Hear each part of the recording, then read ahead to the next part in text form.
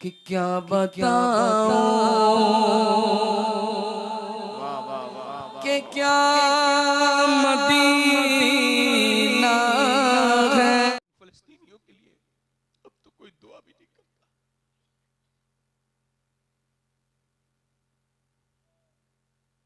7,000 बच्चे वो शहीद हुए हैं जिनकी उम्र 10 साल से कम है। माए जब उनकी लाशें उठा रही हैं तो किसी का हाथ हाथ में आ रहा है। तुम्हारे भी तो बच्चे हैं, मेरे भी तो बच्चे हैं।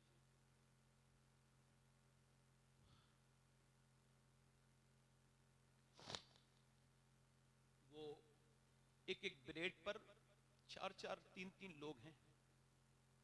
मलबे, किसी को तकलीफ नहीं है। पूरी दुनिया के इदारे खामोश हैं क्योंकि मुसलमानों के साथ हो रहा है ना। किसी को तकलीफ हो ना हो, मगर गुंबद खजरा के मकी को बड़ी तकलीफ है। हुजूर फरमाते हैं मेरे उम्मती के पांव में कांटा लगता है तो तकलीफ मुझे होती है, मगर उन फलस्तीनियों के लिए अब तो कोई दुआ भी नहीं करता।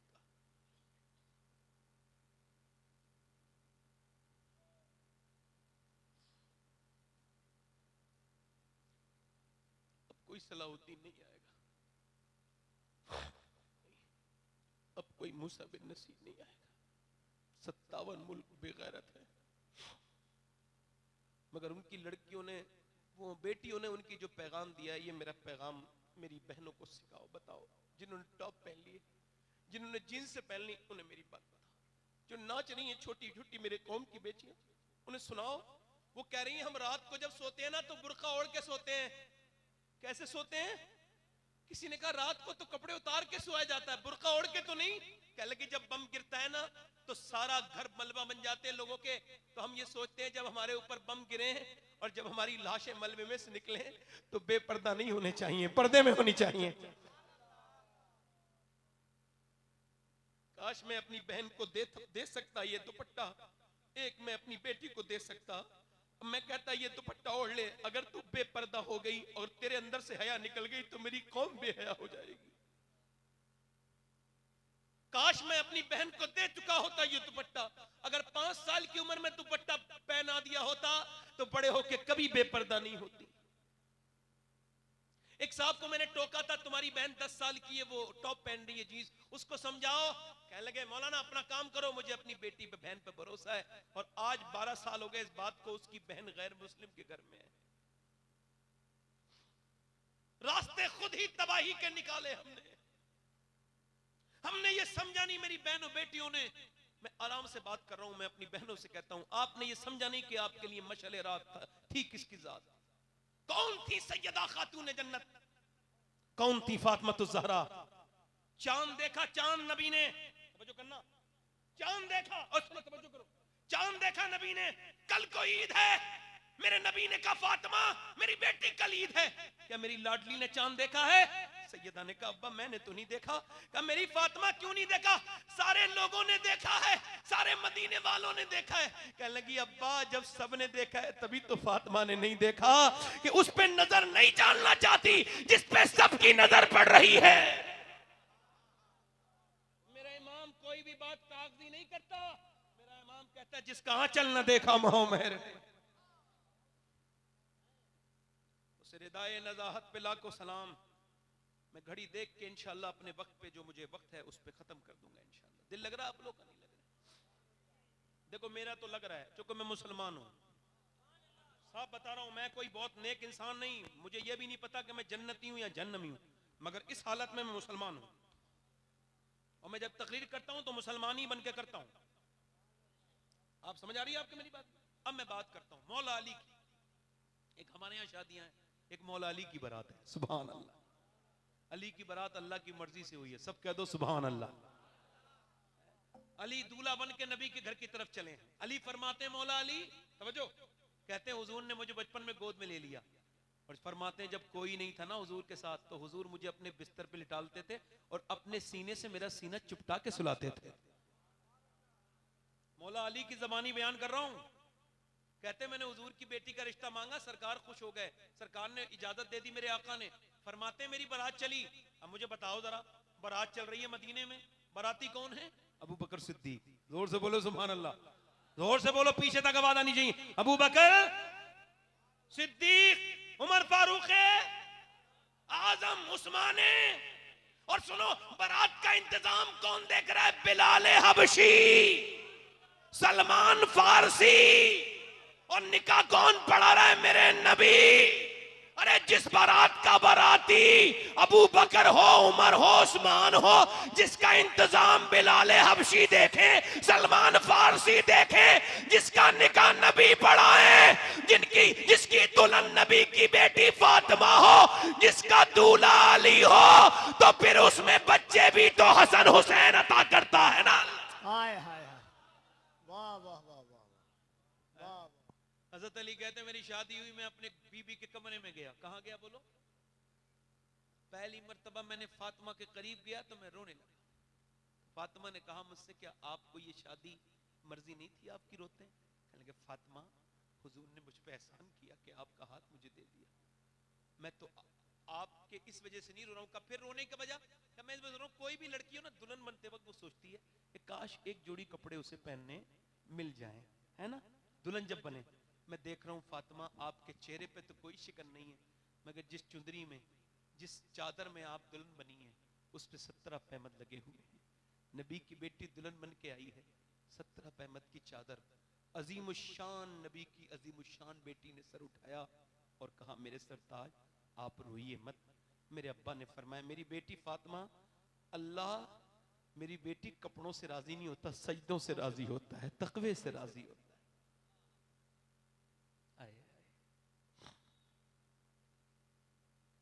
हजरत अली कहते हैं साथ खातून जन्नत दुनिया से जा रही थी, रोने लगी। इधर देखो, हुजूर की बेटी दुनिया से गई, उम्र कितनी थी?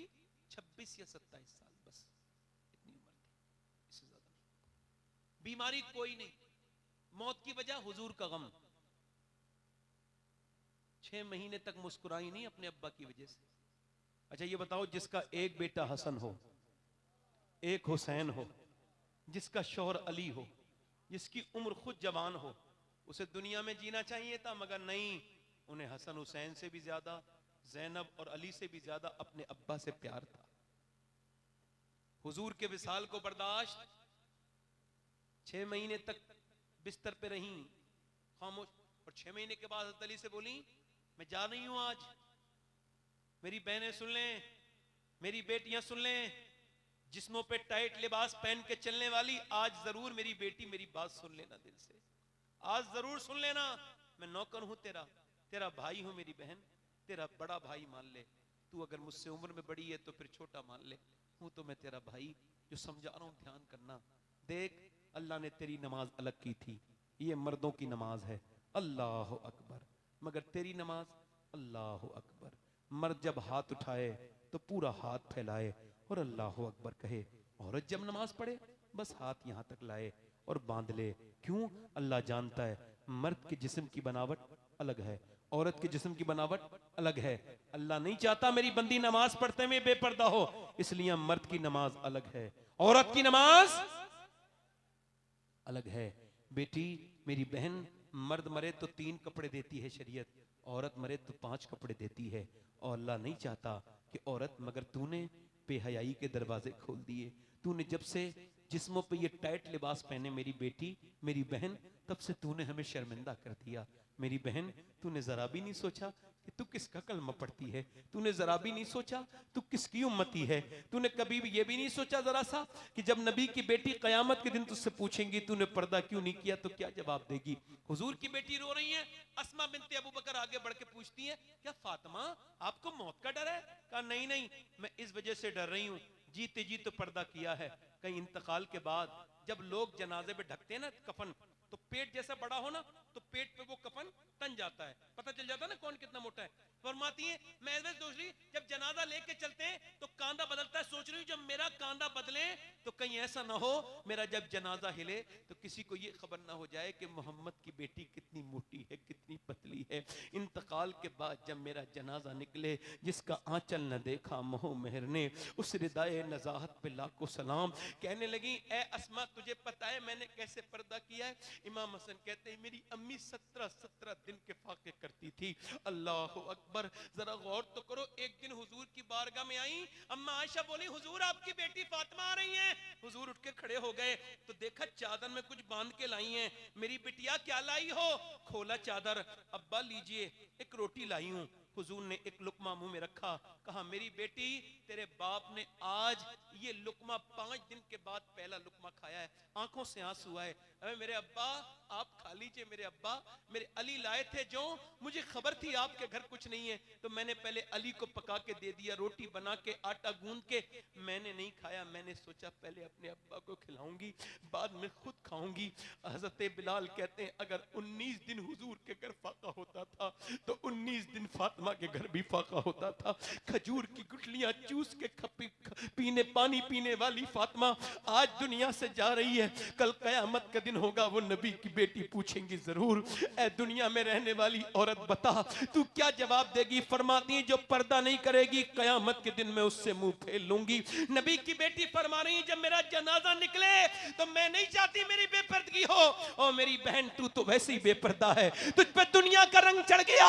ओ मेरी बहन सुन, मेरे नबी फरमाते हैं, अल्लाह फरमाता है जब मैं किसी पे लानत भेजता हूं मेरे महबूब तो उसकी 7 नस्लों तक असर रहता है। कितनी नस्लों तक? बोलो 7 नस्लों तक। अर्ज की मेरे रब से, मेरे नबी ने, ऐ मेरे रब जब तू लानत भेजे तो 7 नस्लों तक असर, और जब तू रहमतें भेजे अल्लाह फरमाता है महबूब मेरी लानत की हद तो है मगर मेरी रहमतों की कोई हद नहीं है। मैं रहमत फातिमा के घर पे भेजता हूं, कोई उसका बेटा हुसैन बन के चमकता है, कोई हसन बन के चमकता है, कोई ज़ैनुल आबिदीन बन के चमकता है, कोई बाकर जाफर मूसा कासिम बन के चमकता है, तो कोई बगदाद में अब्दुल कादिर जीलानी बन के चमक रहा है, तो कोई अजमेर में मोइनुद्दीन चिश्ती बन के चमक रहा है। तो मियां कयामत में लोग जिसका इंतजार कर रहे हैं, जिसके पीछे ईसा नमाज पढ़ेंगे, वो किसी और माँ का बेटा नहीं, वो भी नबी की बेटी फातिमा का बेटा मेहदी होगा।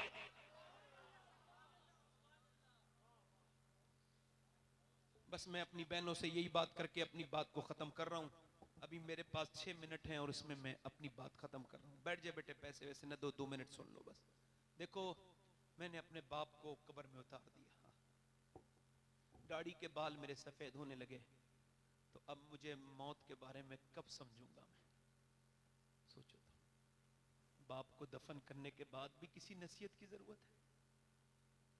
तुमने भाइयों को दफन कर दिया, हमने कितने अजीजों को अपने हाथों से दफन कर दिया। मैंने अपने सामने अपने बच्चे को दफन होते देख लिया। सोचो तो मौत कितनी खतरनाक है। सोचा कभी जवानों? हुजूर फरमाते हैं गले की अगर न निकाली जाए ना ताकत, तो मरते वक्त ऐसा चीखे मुर्दा, ऐसा चीखे कि उसकी आवाज से लोग अपने बच्चे खिलाने, अपने खाना खाना छोड़ दें, जंगलों में निकल जाएं।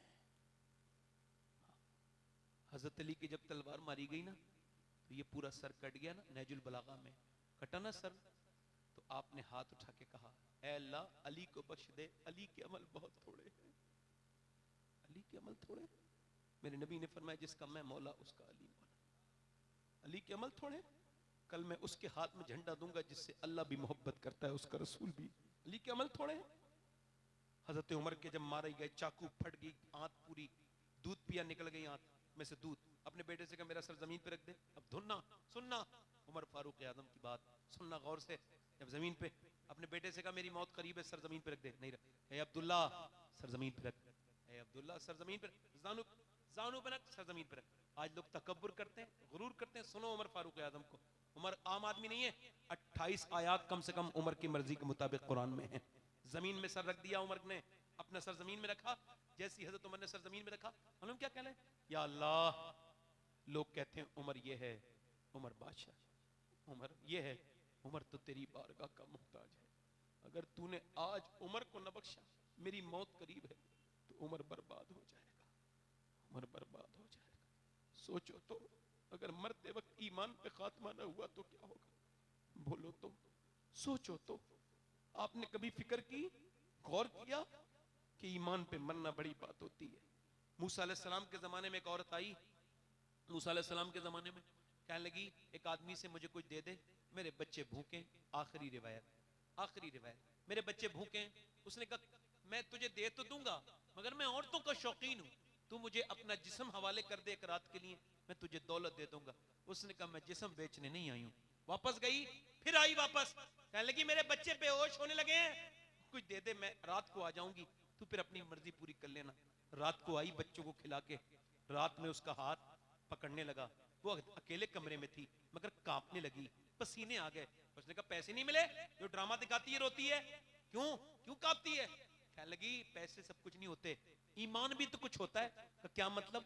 का जब मैं नमाज पढ़ती हूँ तब भी अल्लाह देखता है, जब मैं जिस्म बेचने आई हूँ तब भी अल्लाह देख रहा है। तो मैं उससे यही कह रही हूँ, ए जमीन और आसमान के मालिक, ए बेपना ताकतों वाले, अगर मेरे बच्चे बीमार ना होते और मैं माँ ना होती तो कभी अपना जिस्म न बेचती, कभी अपना जिस्म न बेचती। मुझे बर्बाद होने से बचा ले मेरे रब, मुझे माफ कर देना। और वो कांप के जब थरथराई, ओ यार वो आदमी का दिल धुल गया जो उसका इज्जत लूटना चाह रहा था। बोला जा मैं तुझे अपनी बहन बनाता हूँ। हदीस में आता है ले जा पैसे ले ले।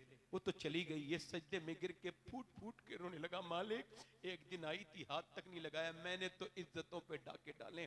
मुल्ला रूम कहते हैं आदमी चूड़ी बनाता था, चूड़ी उसकी औलाद नहीं थी, सोने की चूड़ी सुनार था, उसने सोने की चूड़ी बनाता था, उसने एक लड़का ले लिया गोद, 20 साल का हो गया लड़का। वो घर पहुंचा अपनी बीबी से पास एक दिन, तो उसकी बोली दरवाजा नहीं खोलूंगी, पहले ये बता तू कौन सा गुनाह करके आया?